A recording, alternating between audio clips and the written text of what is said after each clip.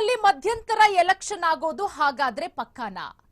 ಲೋಕಸಭೆ election ಬೆನ್ನಲ್ಲೇ ನಡೆಯುತ್ತಾ ವಿಧಾನಸಭೆ ಎಲೆಕ್ಷನ್ ಹಿಂಟ್ ಕೊಟ್ರ ವಿಪಕ್ಷ ನಾಯಕ ಆರ್ ಅಶೋಕ್ ಅವರು.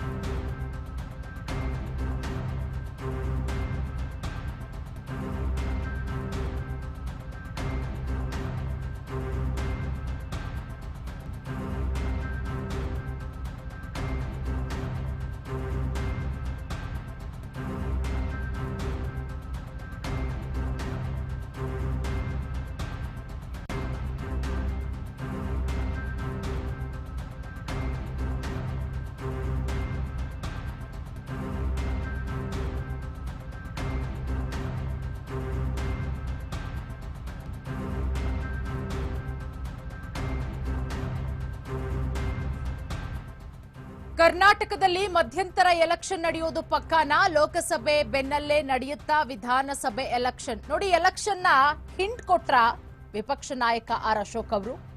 ಈಗ ಚುನಾವಣೆ ಆದ್ರೆ ಆರಾಮಾಗಿ 130 ಸೀಟು ಗೆಲ್ತೇವೆ. ಬೆಂಗಳೂರಲ್ಲಿ ಸಾಮ್ರಾಟ್ ಅಶೋಕ್ ಮೆಗಾ ಎಲೆಕ್ಷನ್ ನ ಹಿಂಟ್ ಕೊಟ್ಟಿದ್ದಾರೆ. ಕಾಂಗ್ರೆಸ್ ಮುಖಂಡರಲ್ಲಿ ಭಾರೀ ಭಿನ್ನಾಭಿಪ್ರಾಯಗಳಿದೆ. ಸಿದ್ದು ಸರ್ಕಾರ ಭೂತದ ರೀತಿ, ರಾಕ್ಷಸನ ರೀತಿ ನಿಂತಿದೆ.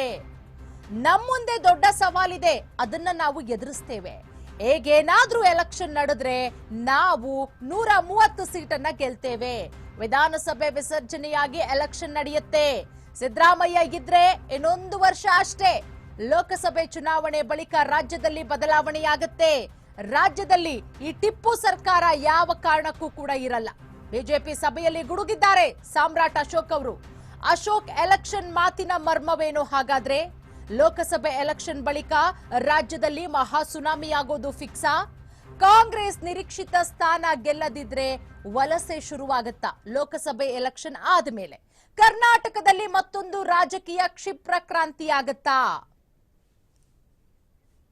ಇವತ್ತೇನಾದ್ರೂ ಚುನಾವಣೆ ನಡೆದ್ರೆ, ಇವರು ಫ್ರೀ ಅಂತ ಹೇಳಿದ್ರಲ್ಲ, ಫ್ರೀಗಳು 5 ಫ್ರೀ ಕೊಟ್ಟಿದ್ದೀನಿ ಅಂದ ಮೇಲೂ ಕೂಡ ಇವತ್ತೇನಾದ್ರೂ ಚುನಾವಣೆ ನಡೆದ್ರೆ ಬಿಜೆಪಿ ಆರಾಮ್ಸೆ 130 ಸ್ಥಾನಗಳನ್ನ ಗೆಲ್ಲುತ್ತೆ. ಆ ಸ್ಥಿತಿ ಇದೆ ಜನ. ನೀವು ಯಾವ್ದಾನ ಆಟೋ ರಿಕ್ಷಾದವನ ಹತ್ರ ಮಾತಾಡಿ, ಅವ್ನು ಬಯ್ಯ. ನೆನ್ನೆನೂ ಕೂಡ ನಾನು ದಾರಿಯಲ್ಲಿ ಹೋಗ್ಬೇಕಾದ್ರೆ ಆಟೋ ರಿಕ್ಷಾದವರೆಲ್ಲ ವಿಶ್ ಮಾಡ್ತಾರೆ. ಅವ್ರು ಕೇಳಿದೆ, ಏನಣ್ಣ ಹಾಳು ಮಾಡ್ಬಿಟ್ರಣ್ಣ ಸಿದ್ದರಾಮಯ್ಯ ನಮ್ಮನ್ನೆಲ್ಲ ಅಂತ. ಪಕ್ಷ ಇವತ್ತೇನಾದ್ರೂ ಚುನಾವಣೆ ನಡೆದ್ರೆ, ಇವರು ಫ್ರೀ ಅಂತ ಹೇಳಿದ್ರಲ್ಲ, ಫ್ರೀಗಳು 5 ಫ್ರೀ ಕೊಟ್ಟಿದ್ದೀನಿ ಅಂದ ಮೇಲೂ ಕೂಡ ಇವತ್ತೇನಾದ್ರೂ ಚುನಾವಣೆ ನಡೆದ್ರೆ ಬಿಜೆಪಿ ಆರಾಮ್ಸೆ 130 ಸ್ಥಾನಗಳನ್ನ ಗೆಲ್ಲುತ್ತೆ. ಆ ಸ್ಥಿತಿ ಇದೆ ಜನ. ನೀವು ಯಾವ್ದಾನ ಆಟೋ ರಿಕ್ಷಾದವನ ಹತ್ರ ಮಾತಾಡಿ, ಅವ್ನು ಬಯ್ಯ. ನೆನ್ನೆನೂ ಕೂಡ ನಾನು ದಾರಿಯಲ್ಲಿ ಹೋಗ್ಬೇಕಾದ್ರೆ ಆಟೋ ರಿಕ್ಷಾದವರೆಲ್ಲ ವಿಶ್ ಮಾಡ್ತಾರೆ. ಅವ್ರು ಕೇಳಿದೆ, ಏನಣ್ಣ ಹಾಳು ಮಾಡ್ಬಿಟ್ರಣ್ಣ ಸಿದ್ದರಾಮಯ್ಯ ನಮ್ಮನ್ನೆಲ್ಲ ಅಂತ. ಪಕ್ಷವನ್ನ ಮತ್ತೆ ಆ ಸ್ಥಿತಿಗೆ ತರೋಣ. ಪಾರ್ಲಿಮೆಂಟ್ ಎಲೆಕ್ಷನ್ ಆದ್ಮೇಲೆ ಬರ್ದಿಟ್ಕೊಳ್ಳಿ, ಎದೀನಿ ಬದಲಾವಣೆ ಹಾಗೇ ಆಗುತ್ತೆ. ಪಾರ್ಲಿಮೆಂಟ್ ಎಲೆಕ್ಷನ್ ಆದ್ಮೇಲೆ ಈ ರಾಜ್ಯದಲ್ಲಿ ಬದಲಾವಣೆ. ನಾನು ಹೇಳಿಲ್ಲ, ಯಾರೋ ಜ್ಯೋತಿಷ್ಯರು ಮೊನ್ನೆ ಬರೆದಿದ್ರು. 2024 ಜ್ಯೋತಿಷ್ಯ ಬರೆದವ್ರು ನೋಡಿ. ಎಲ್ಲರೂ ಒಬ್ಬರು ಬರ್ದಿಲ್ಲ, 5-6 ಜನ ಬರ್ದವ್ರು. ರಾಜಕೀಯ ಬಿರುಗಾಳಿ, ಆಡಳಿತ ಪಕ್ಷದ ಇಬ್ಬಾಗ ಅವ್ರು ಬರ್ದಿರೋದು, ನಾನಲ್ಲ, ಅವ್ರು ಹೇಳಿರೋದು. ಆ ತರದ ವಾತಾವರಣ ಈಗಿದೆ. ಕಾಂಗ್ರೆಸ್ಸಿನ MLAಗಳು ಹೇಳ್ತಾ ಇದ್ದಾರೆ, ಕಳೆದ 7 ತಿಂಗಳಿಂದ ಒಂದೇ ಒಂದು ಕಲ್ಲು, ಅವ್ರು ಹೇಳಿದ್ದು ಅಭಿವೃದ್ಧಿ ಕಲ್ಲು. ನಾನು ಹೇಳಿದೆ ಅಭಿವೃದ್ಧಿ ಕಲ್ಲಲ್ಲ, ಅವರು ನಮ್ಮ 7 ಕೋಟಿ ಜನಗಳ ಮೇಲೆ ತಲೆ ಮೇಲೆ ಕಲ್ಲು ಹಾಕಿದ್ದಾರೆ ಕಾಂಗ್ರೆಸ್ ಅವರು ಅಂತ ಹೇಳಿದ್ದೀನಿ.